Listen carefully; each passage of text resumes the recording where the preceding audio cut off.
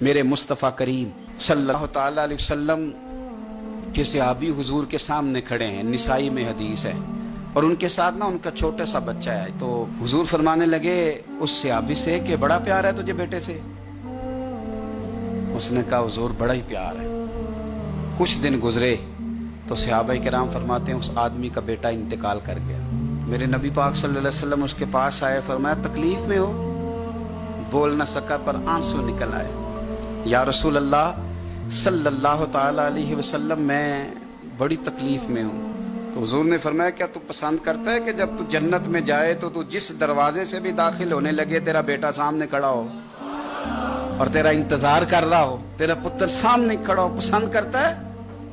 تو وہ کہنے لگا حضور میں پسند کرتا ہوں۔ تو حضور نے فرمایا پھر تیرا بیٹا تیرا انتظار کرے گا۔ قریب صحابہ کھڑے تھے، کہا یا رسول اللہ یہ اس کے لیے ہے یا جس کا بھی بیٹا انتقال کر جائے سب کے لیے ہے؟ تو میرے محبوب نے فرمایا یہ سب کے لیے۔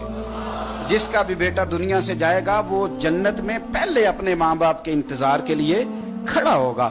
میرے نبی پاک علیہ السلام نے فرمایا تو صبر تو کرنا۔ اور حضور نے ایک اور حدیث بھی بیان فرمائی، فرمایا جب اللہ تعالیٰ کے فرشتے حضرت اسرائیل علیہ السلام کسی کے بچے کی روح قبض کرتے ہیں نا، تو وہ قبض کر کے آتے ہیں تو اللہ فرماتا ہے بتاؤ میرا بندہ کیا کہہ رہا تھا؟ تم اس کے جگر کا ٹکڑا لے آئے ہو، اس نے کیا کہا تھا؟ ایسا تو نہیں نا کہ مالک بے خبر ہے، وہ تو سارا کچھ جانتا ہے نا، بتاؤ وہ کیا کہتا تھا؟